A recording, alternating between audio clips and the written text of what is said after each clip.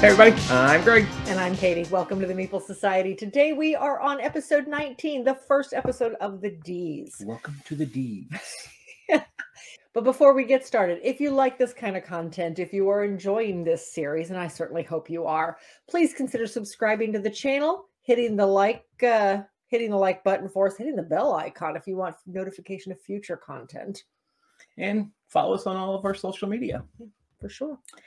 All right. So once again, before we get started, it's a new letter. It's a new overview. Yes. So we decided, somebody asked us the other day about exactly why we have the two collections. And I thought, wow, it has been a while since we've talked about this. So we're just going to do a brief overview of the two collections and what we're doing with them and why. So several years ago, both of our boys were in show choir. We started what we currently call the travel collection as a fundraising collection for the choir department. We did family game nights and we did competition game rooms for our competitions and stuff. And that collection, while it was a good fundraiser while it lasted, it did not last. Of course, once COVID started, it kind of died out. But that collection grew to over 1,000 games. All of these were mass market games. A lot of them were some hobby games that were donated to us or we picked up really inexpensively on Facebook Marketplace and places like that. But the collection grew to a number that is very difficult to house. So now competitions are starting back up again. So we are actively pursuing the idea of taking the collection back to different competitions for choir, for band, for different school type events with high schoolers, maybe even some scout events eventually, fundraising events, things like that. But 1,000 games is too many to handle. And some of these games will never, ever come off the shelf or go anywhere. So there's no point holding on to them. And that brings us to what we're doing. We started these videos as a way to force ourselves to play through literally everything in our collection. Both collections. Both collections. Our personal collection, which currently sits at about 600 games, and the now travel collection, which is starting to dwindle down, thank goodness. But nonetheless, it started at about 1,100 games. In doing so, we are discovering a lot of games that don't really fit for what we want for that collection. We are never going to take them anywhere. We had somehow amassed probably close to 200 games geared toward 3- and 4-year-olds. Yeah, totally my fault. I became a Goodwill shopping junkie, let me tell you. So we're not going to be doing events that those types of games will ever come off the shelf at. So we want to dwindle that number down to about 20 so that we have stuff for younger siblings. We have a few games at events. I don't need 200 games geared toward 4-year-olds. So anyway, that's the history of the two collections and why we're doing what we're doing. It's to pare down our collection too. And it does. And it has. Yes. It has actually pared down our collection by a lot. Yep. Because as we go through games, we'll say if it was in our collection to begin with, is it staying in our collection? Is it just going to move over to the travel collection? Or are we going to put it on a sale pile? Yeah. And the sale pile is, unfortunately, it is quite large right now. But we are selling the games for a couple of purposes. A lot of games are either being given to people that want them. We've had some viewers, some friends of ours who have said, hey, my kids would love this game. Here, take it. Have it. Have fun with it. I'm glad somebody's going to love it. We've had a lot of games I've just honestly sent right back to Goodwill. But then we've also had a lot that we have sold to teachers and to other people on Facebook. And the money that we're getting from these are going back into the channel. They are helping us buy new equipment, things like that, buy new games, editing programs. Yeah, things like that. So anyway, that is what we're doing. That is the history behind everything. If you have any questions, please put them in the comments. If you live in Indiana or the metro Indianapolis area, by all means, you want us to do an event. If you are interested in that type of thing, please let us know in the comments.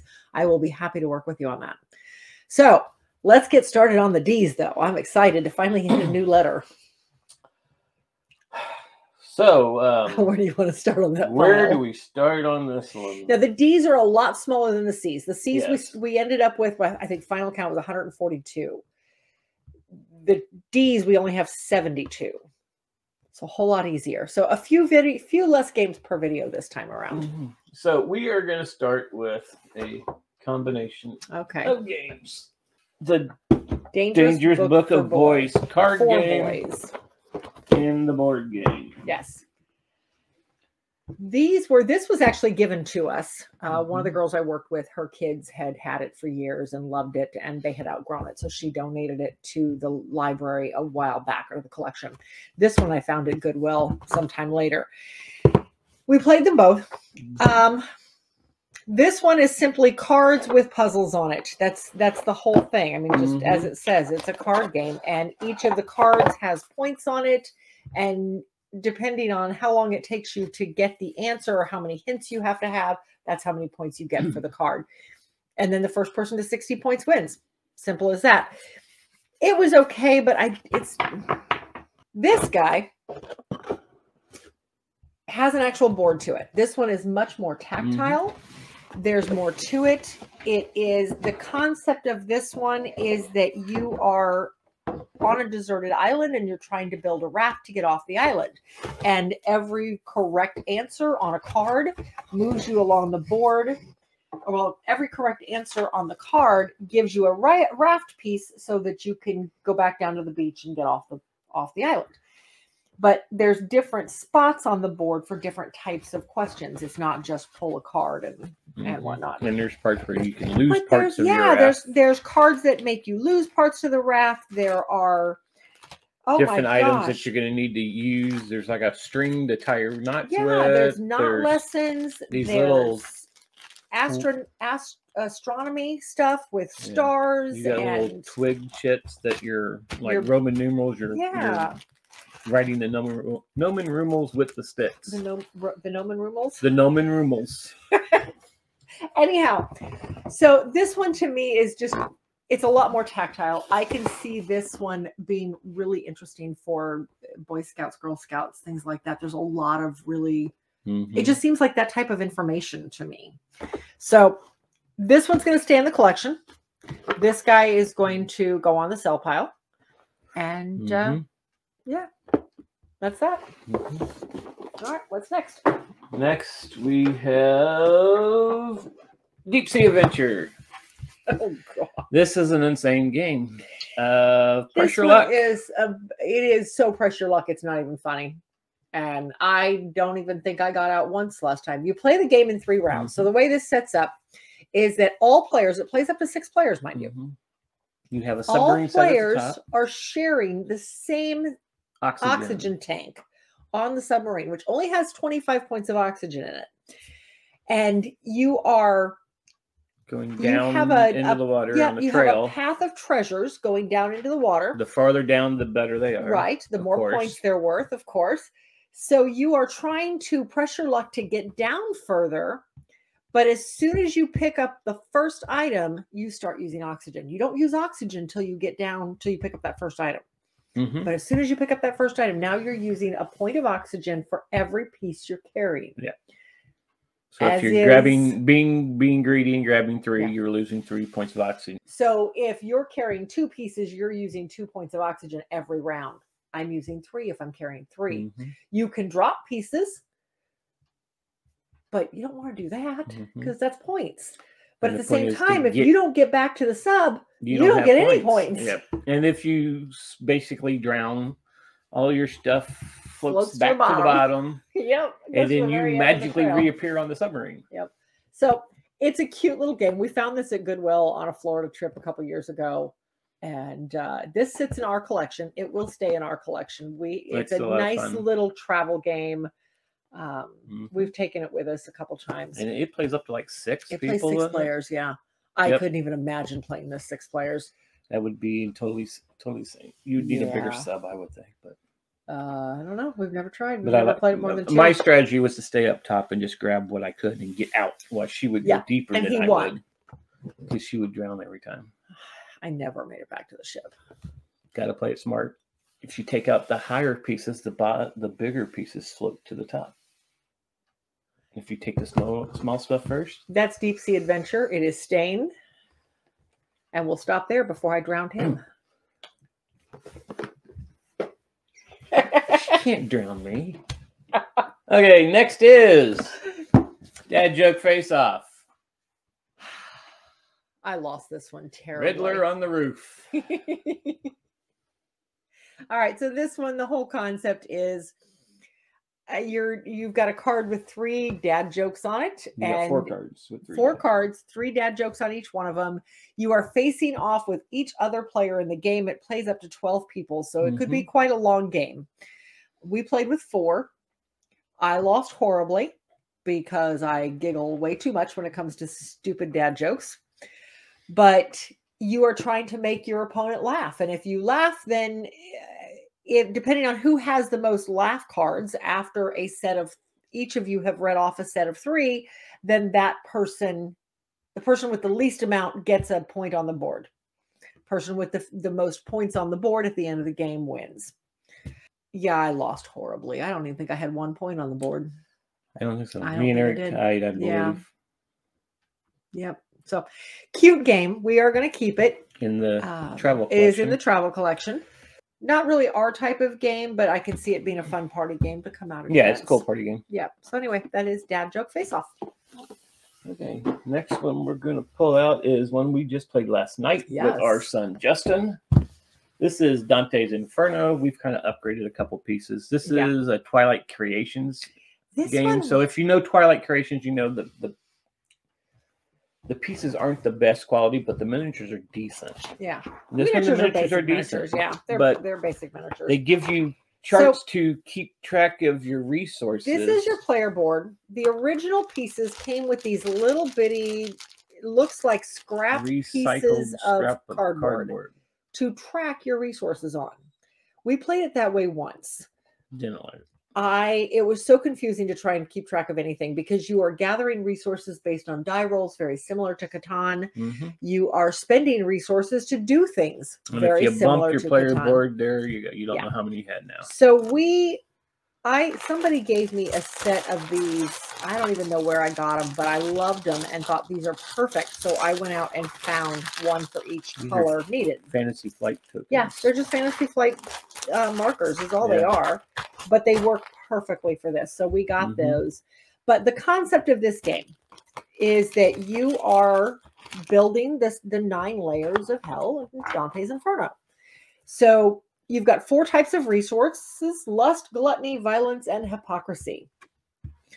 And you are gathering those based on the tiles you're on, the numbers you're on, and the color you're on for those numbers. So it has a roll mechanism like Catan. Yes. You roll a number. If those numbers, you have anything on those numbers, you get that. Yep. Resource. If you roll a 7, you put out a monster on the board. You get to move yourself 1 time per round for free, and you get to move a monster 1 time for free. And if you move a monster onto an opponent's space, they have to deal with that monster next round, or they get kicked back to a corner up a level. You're moving down through the layers. You've got to build out your board. So you're building out the board as the game goes on with all these pieces until you can get down to the central tile, which is where Lucifer's at, and you can take Lucifer out. I don't know why I like this game. I always have.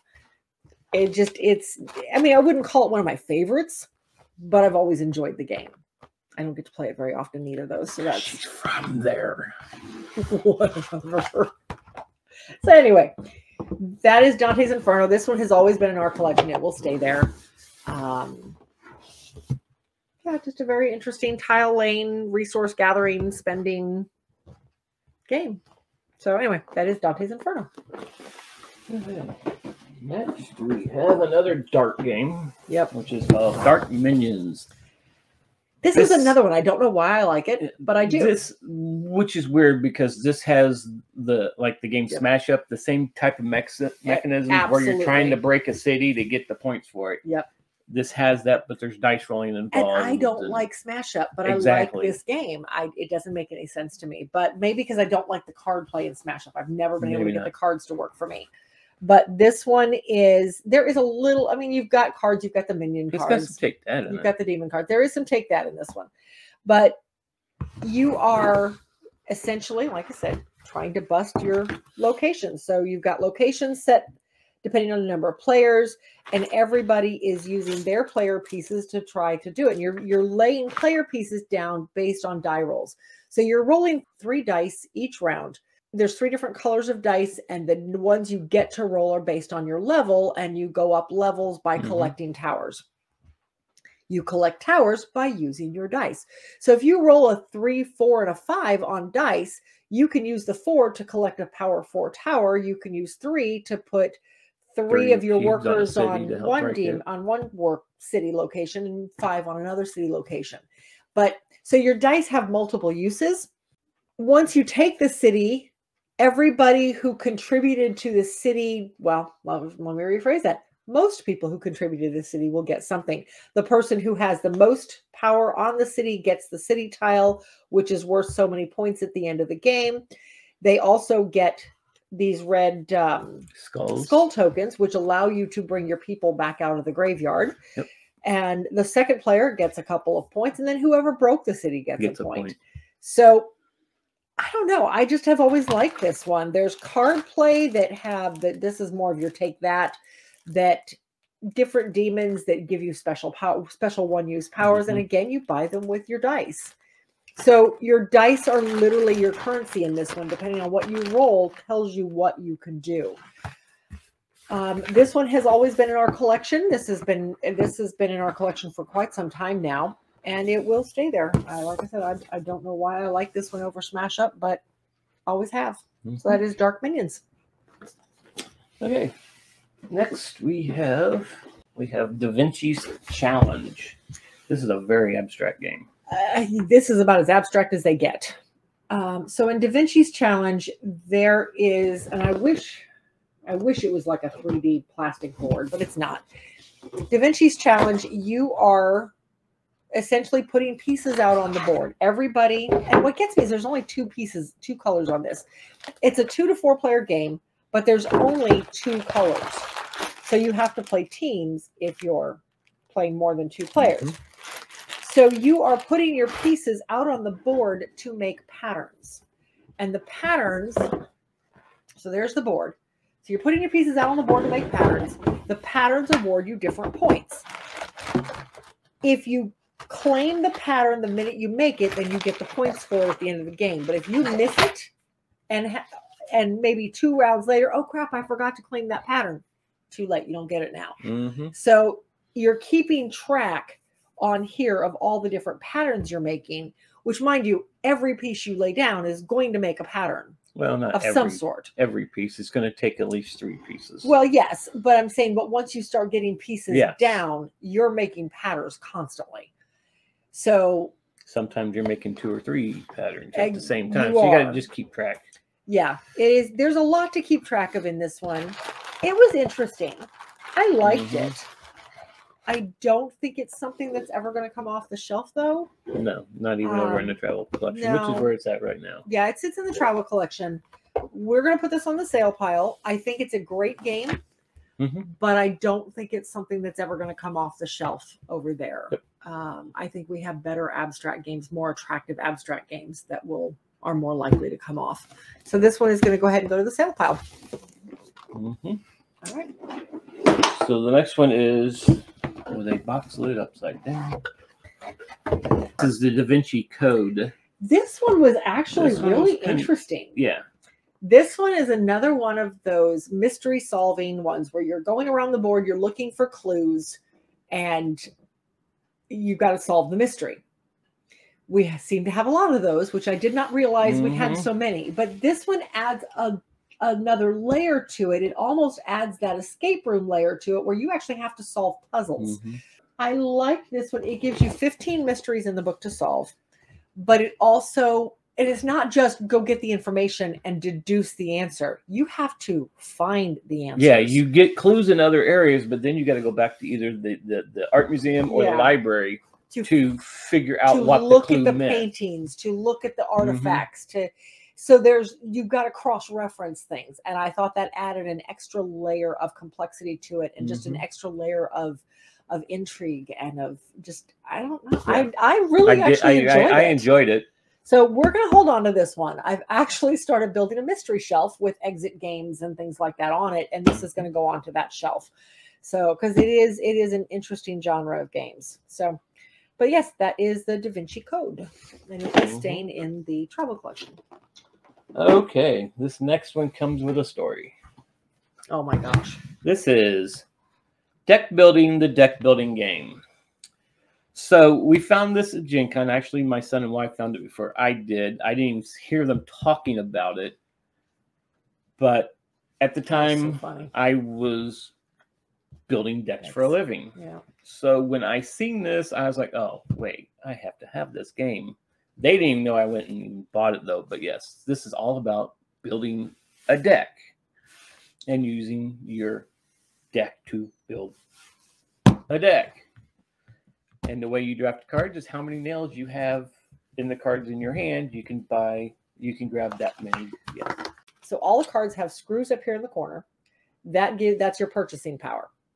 So if you have 3 screws here and you have 3 screws on this card, you can purchase up to 6 screws worth of materials. And the cards are laid down like this in 2 piles on the table.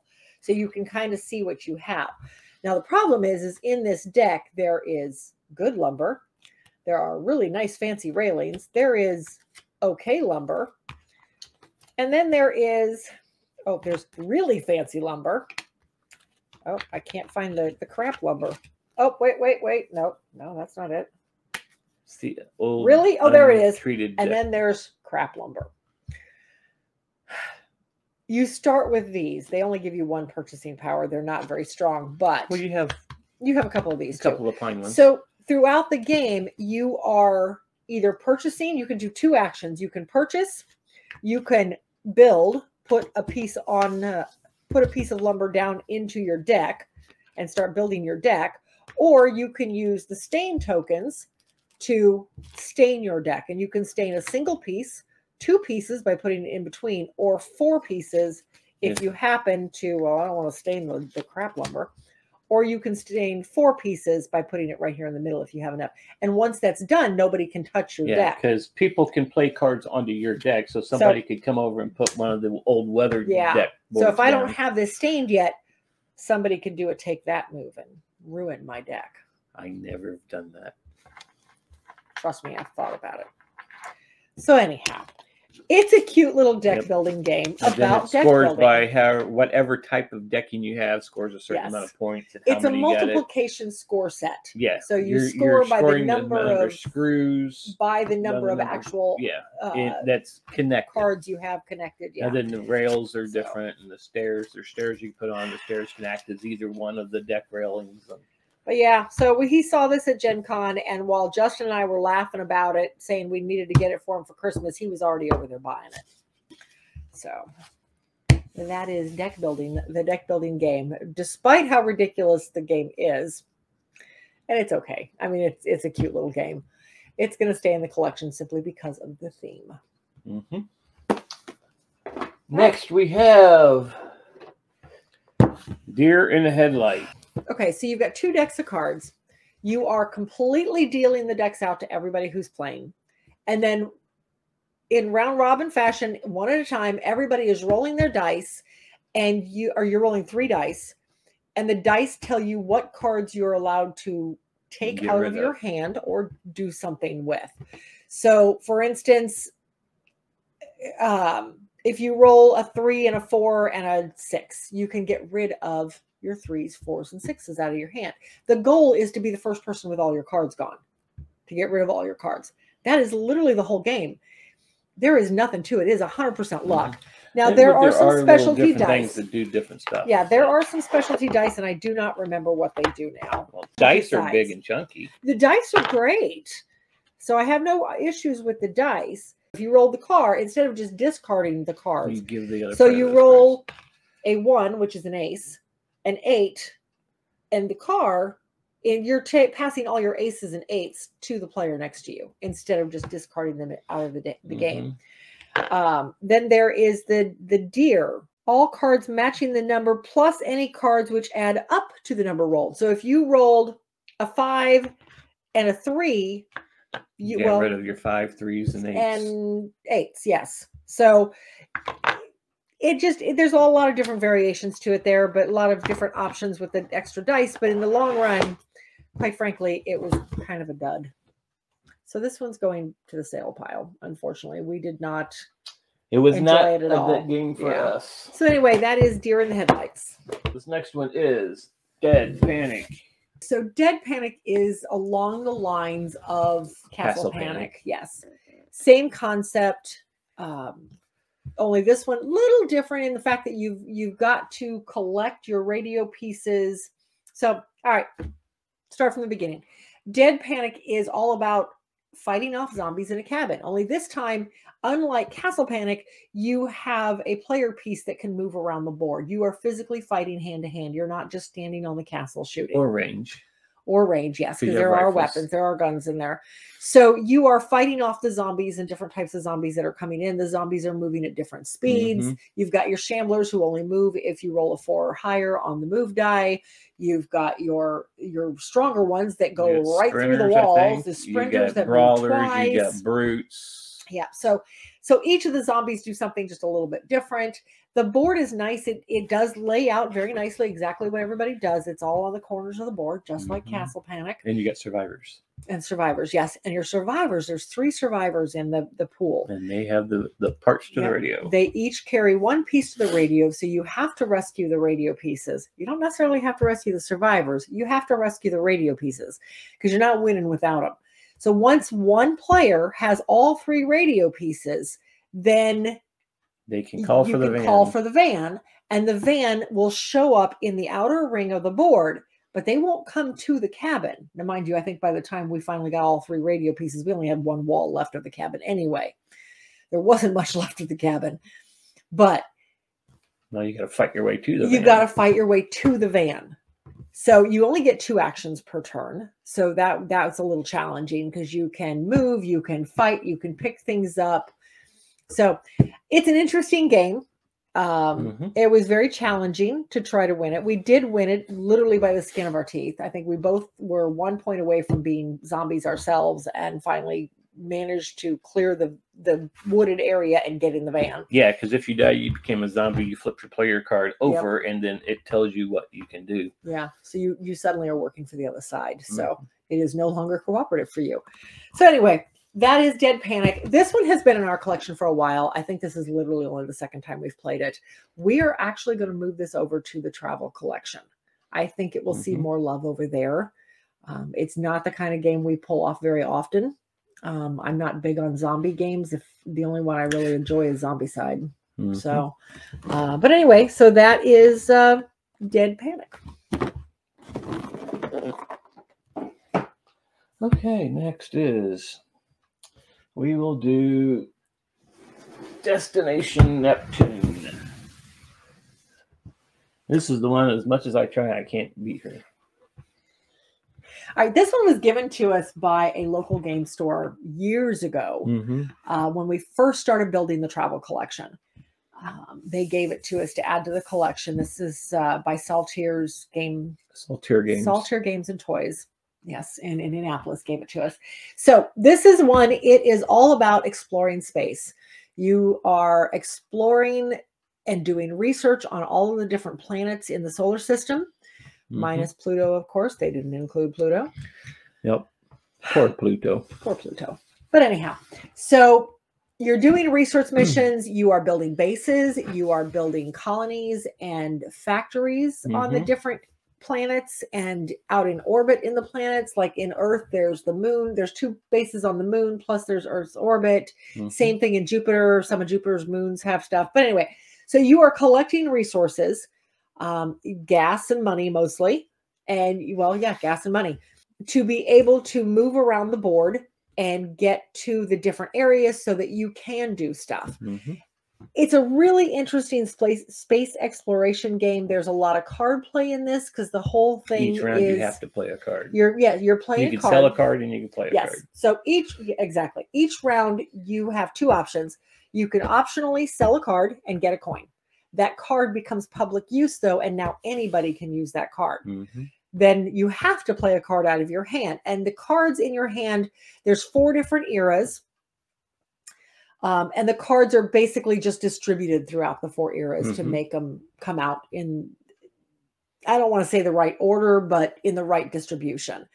So the cards allow you to do research. They allow you to build, whether it be bases or colonies or whatever.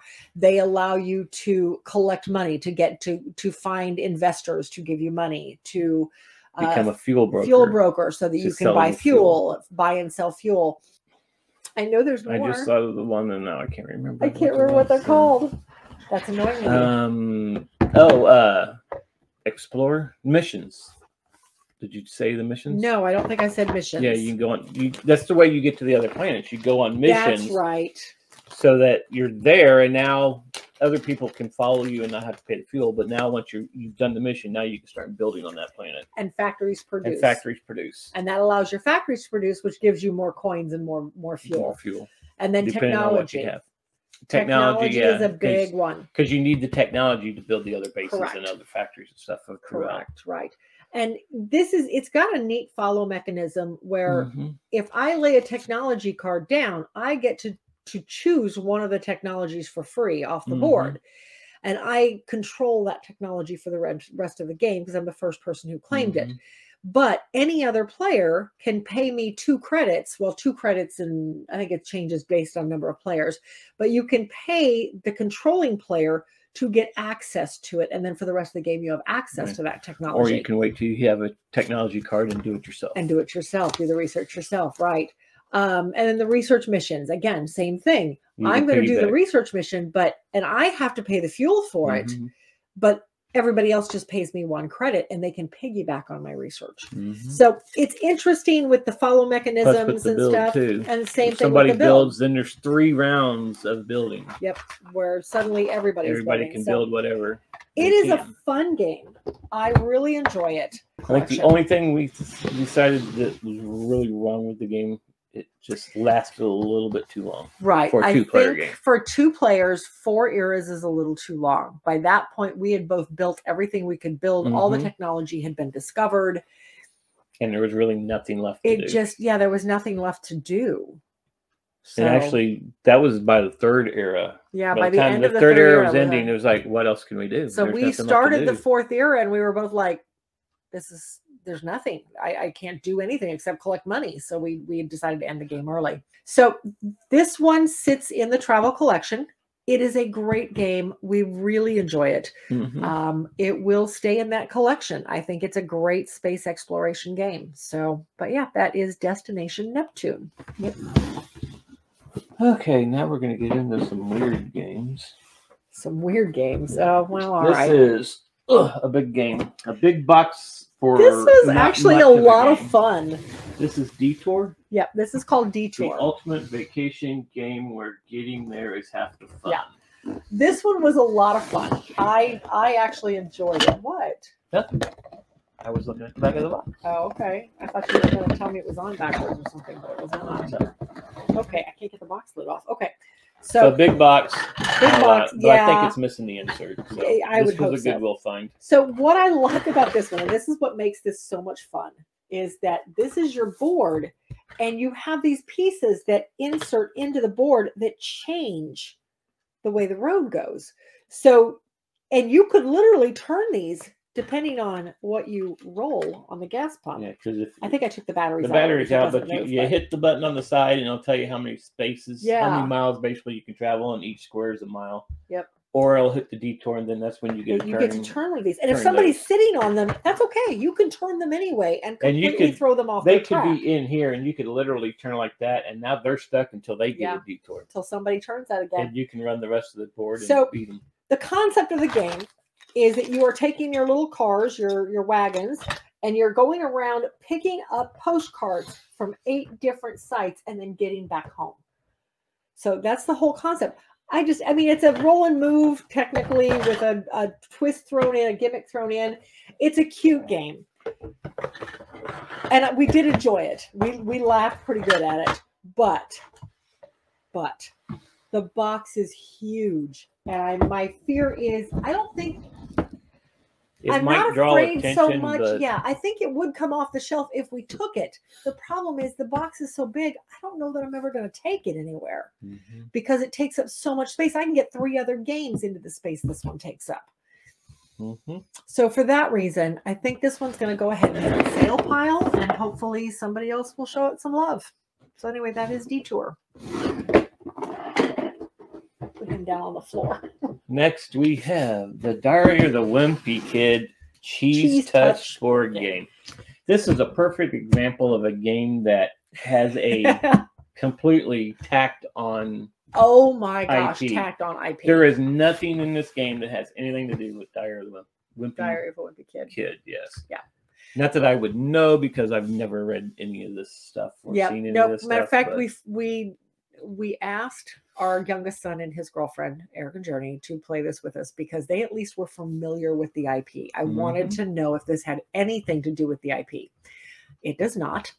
In fact, the only way you can tell it is based on this, number one, the box, is the player characters, which are really cute. I will give it that. They did put some effort into those.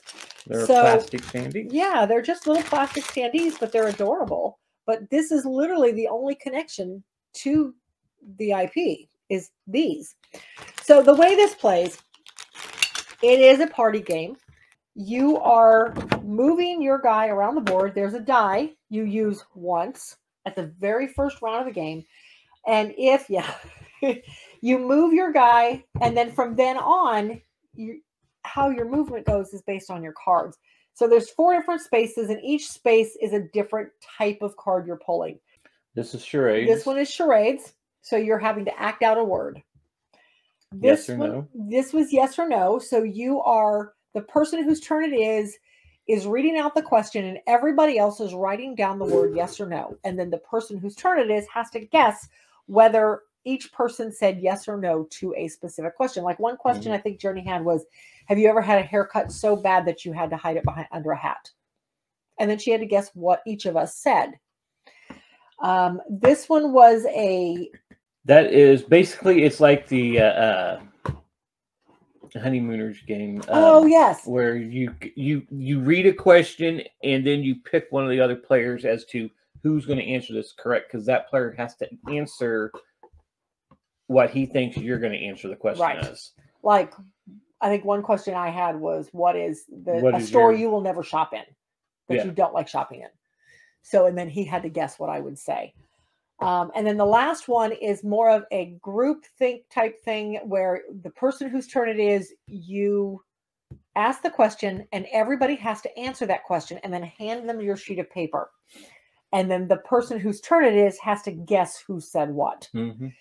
You get points based on how many you get right. So on the yes and no and on the group think one, if everybody, like we had 4 people playing, so you moved 3 times if you got everybody's correct. Same thing on the individual, the honeymooners type game. If you got it correct, then both players got to move 3 points, move 3 spaces, and then your next turn was based on where you landed. So you literally used the dice once at the very first round of the game. If you answer wrong, you get the cheese, and you're stuck with it until somebody else doesn't answer the cheese. And you can't win the game if you have the cheese. Which is such a which I got touched by the cheese. You did.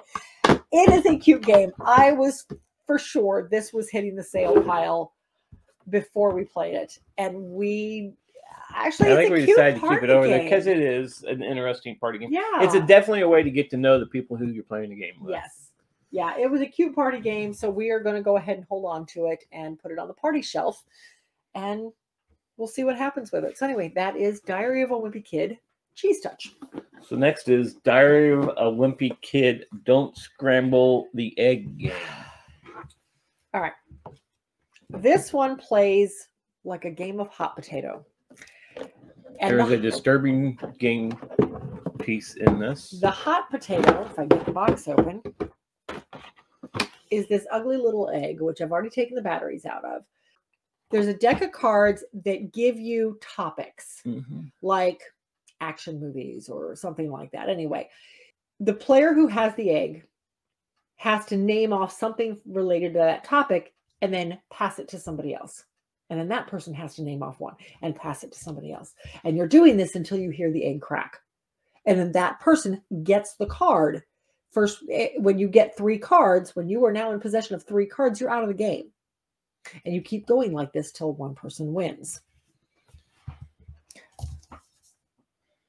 This one's going on the sale pile because I don't want this thrown around at events. And that's what will happen. And it'll break. And it's like I've raised teenage boys or something. So, so anyway, that is going in the sale pile. Oh, well, I bet you I would put that on upside down, aren't I? Yeah, I sure am. I finally have her trained. Whatever. Anyway, don't scramble the egg. Good, I mean, decent components. The cards are kind of, but the egg's cute. But nonetheless, it's going to hit the sale pile. Next, we have DICEcapades. I know you were really excited to play this one. And I mean, how can you go around? Because there's like 100 dice in this game. That being said, there's a good chunk of them are the little itty bitty teeny tiny 6-siders. Probably about half of them. But there are a lot of dice in this game. There are letter dice and picture dice and normal number dice, and there's 6-siders and 8-siders and 12-siders and 20-siders, and there's a lot of dice in this game. But that's the best part of the game. Yeah, it really is. The way this game runs, it's basically a trivia game. The board is split into 3 sections. There's 3 stacks of cards, and you're doing different things based on the cards that you're pulling. You have to go through each section twice. And then you're doing different things with the dice. So you could be doing like the letter dice. You may have to make words out of. You may have to stack dice. I think you got stuck stacking. I got stuck stacking the little bitty freaking dice that are about an 1/8 inch by an 1/8 inch, I think. The little bitty teeny 6-siders. And when you have fat fingers that you can barely fill the dice. Yeah, it was. Then you got to do it, and you were like using. I was using no, I was doing the 12-siders. The 12-sided dice. I was like, yeah, the 12-sided. So they were big. Yeah, I mean, I could have done that. What did we decide on this one? I can't remember if we decided to leave it in or not. I think you were talking about going to the sale pile because that's a lot of dice, and my fear big dice are going to get lost. That's my fear. It is a party game. We have lots of party games. And we have lots of games of this ilk, of this style. But my fear would be that those dice, the little bitty ones, are going to end up everywhere. So now we say that you're probably like going, well, you're playing with teenagers. If you've ever been to a show choir competition, it's total chaos. And there's a lot of people coming in and going in. And if something hits the floor, it's going to get kicked someplace. So we're just kind of looking at it that way because we don't want to have to keep replacing things. Regardless, I think it's going to hit the sale pile just because of the components. But it is a cute game. I could see it being a lot of fun for teenagers. But again, we've got so many others that I think we're good. So anyway, this is DICEcapades. Next we have Diamonds. This is a trick-taking game where you're getting jewels and stealing jewels and putting them in your safe or in front of your safe. So this one was, I'm trying to remember, because you don't have a trump in this game. There's 4 suits, and you win the trick based on the suit that was played. There is no trump to trump out a suit. And then depending on the suit that's played, you get to do something. You can claim a gem, a diamond out of the central pool and put it directly into your safe, or put it into your storehouse, your storefront. Or take a diamond from in front of somebody else's safe and put it in front of your safe. So if you can't follow suit, and you still have to follow suit if you can, but if he had played hearts and I didn't have any hearts, I could lay down a diamond, a club, or a spade and get to do that action, because there's no way I'm winning the trick because I can't follow suit. So I get to do a special action as a bonus. So it's very interesting in that we enjoy it. I would love to try this at more than 2 players. It can be played 2 players. I'd really like to try it. I think it plays 6. We tried it at 4 players when it first came out with me, you, Justin, and Eric at Gen Con when it came out. Okay, yeah, all right. This plays 6. I'd really like to play a full-fledged 6-player game of this sometime and see how it runs. But this one sits in our collection, and it will stay there. Good game, good trick-taking game, but with a little bit of a twist. So yeah, it's a good one. Diamonds. So last but not least is the Detroit Cleveland Grand Prix. This is a Wolfgang Kramer game. This is basically the beginnings of downforce. Yeah. The whole mechanism of this is that you have a bunch of cars on the track. You actually have bought the cars at the beginning. Yeah, you bid for the cars. Yeah, and then you have cards in your hand that are going to move the cars around the track, and you're trying to get your cars to come in first for more money. I have not played Downforce, so I don't know every mechanism about Downforce, but I believe in Downforce you're actually betting on the cards. And this one, the only thing you're doing with the money is you get a certain amount of money at the beginning to buy your cars that you're going to get in an auction. And then at the end, you get money, and the most money wins. See, and each of the cards show multiple cars on them. So it's not even like you're playing cards solely to move your cars. You're moving every car or a good chunk of the cars. And they have to move in the order. So you might end up with a car blocked and you can't do anything about it because you can't get a move. So you're looking through your hand, trying to find ones that will work. So that allow you to move cars in a specific order, or you move your cars further and not the other person, or, oh, hey, look, I've got one that moves one of his cars 6 spaces, but he's blocked. Let me spend that one now and get mine further ahead. So things like that. So it's interesting in that aspect. The cars are cute. Just little bitty, teeny. I mean, they're tiny. They're Indy cars. Yeah, little teeny tiny Indy cars. My one complaint, and again, you don't use the money for anything but initial bidding, is it's paper money. Yeah, and I don't think you really need to have the money. No, I don't think so either. But you could probably just you got it because you need it to buy the cars. But... yeah, but once you buy the cars, there's literally nothing else you use it for. So I think, I don't know. This one you haven't, you never. I've never cared for this one. I still like it, but I think we decided we were going to throw this over in the travel collection. Yes.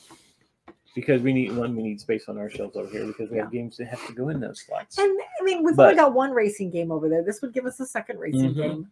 I don't think either of them are superb racing games, but they're racing games. So, so we'll see how it does over there. But yeah, and we're going to take it off our shelves and move it over. And I still got at least 3 racing games over here. You've got still plenty, yes. So, but anyhow, that is Detroit Cleveland Grand Prix.